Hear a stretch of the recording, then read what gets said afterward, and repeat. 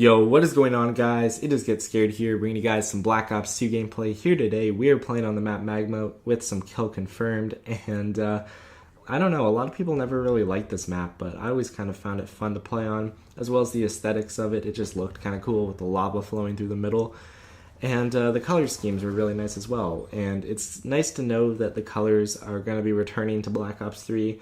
At least according to the YouTubers that got to play the game early. Unfortunately, I was not one of them. You guys probably could figure that out by the size of my channel. But yeah, I just wanted to make a video talking about why I think Black Ops 3 is going to be the best Call of Duty yet, or at least one of the best. A quick little disclaimer, I never actually played the older Call of Duties in their prime. I have gone back, but I guess it's not really the same thing.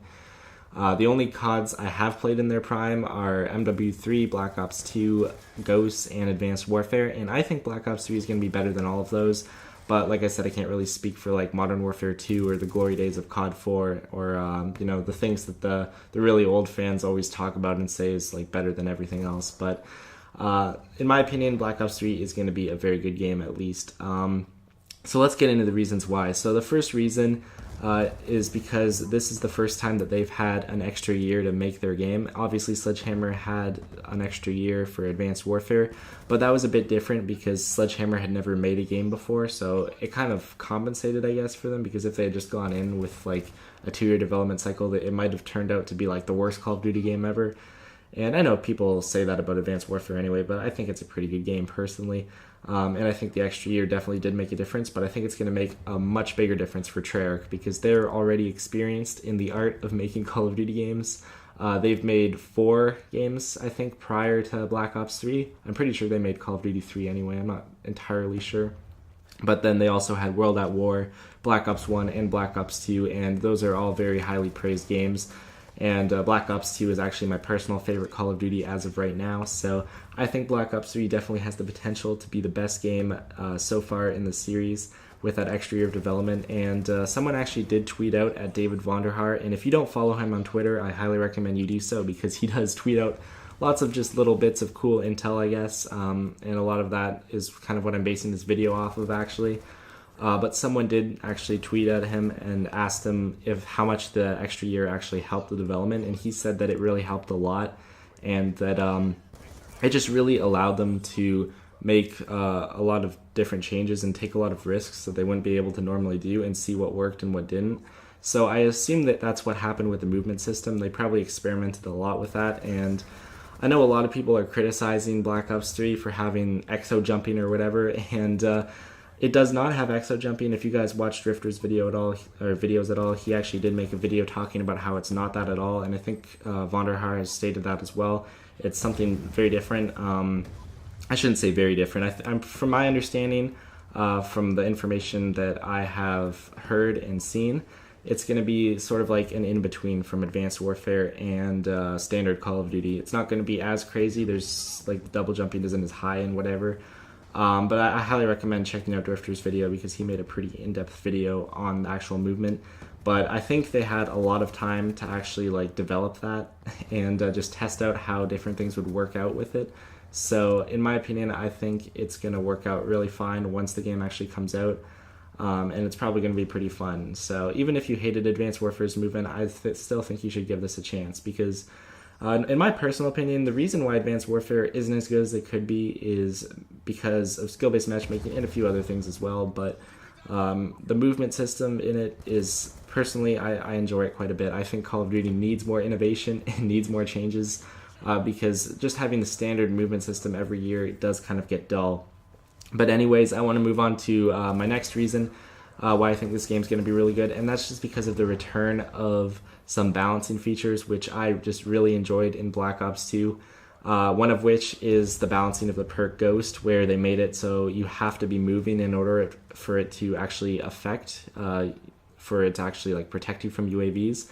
And that's just something that's really huge for me because not only does it actually eliminate corner camping, basically, at least when you have a UAV up, corner campers will be seen on your radar, so you don't have to worry about them as much, and there's less BS deaths. And another thing David Vonderhaar confirmed on Twitter is actually a VSAT-like functionality. He didn't say it was exactly like the VSAT, and unfortunately he actually did say there is a counter to it.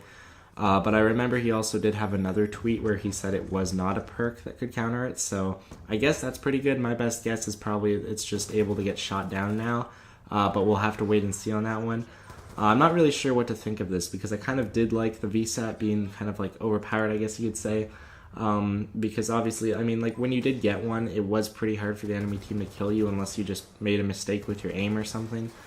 So it was a little bit overpowered, I guess, and maybe it's good that it did get a little bit of a nerf, but I don't know. We'll have to wait and see on that one again, but I'm just glad it is returning in some form because it definitely was one of my favorite things to run, and another thing that kind of just prevented camping a little bit more, so definitely happy about that one. Obviously, the pick 10 system is also coming back. I forget where I heard that from. I think I just heard that from a few YouTubers that played the game pre-alpha stage, so it's good that that's back.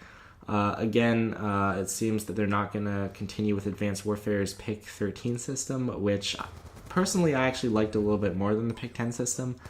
Because it did allow you to just not have as many score streaks or have an extra score streak. I thought that was a pretty cool functionality, including score streaks in the whole picking of your class, and it also made it so you could have different score streaks for each different class as well.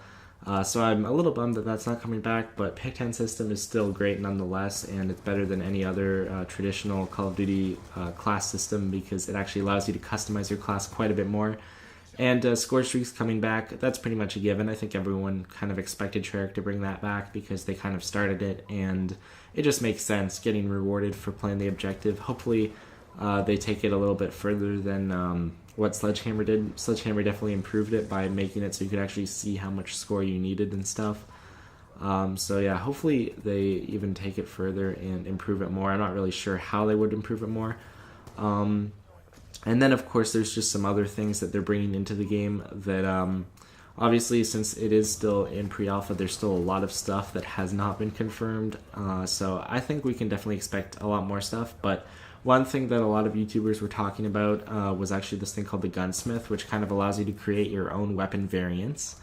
And it sounds really awesome to me, personally. I always kind of love the idea of customizing your gun with camos and stuff, and this seems to allow you to take it like much further, along with being able to add a lot more attachments and stuff. So I'm really excited about this personally, as well as the fact that actual weapon variants like supply drop variants won't be returning, because I personally don't really like that at all. I just thought it was kind of gimmicky, and the whole buying supply drops was pretty BS in my opinion as well. But anyways, guys, if you enjoyed the video, make sure to smack that like button, and I will see you guys in the next one. Leave a comment and let me know what you think of Black Ops 3 so far, and as well if you want to see some more Black Ops 2 gameplay.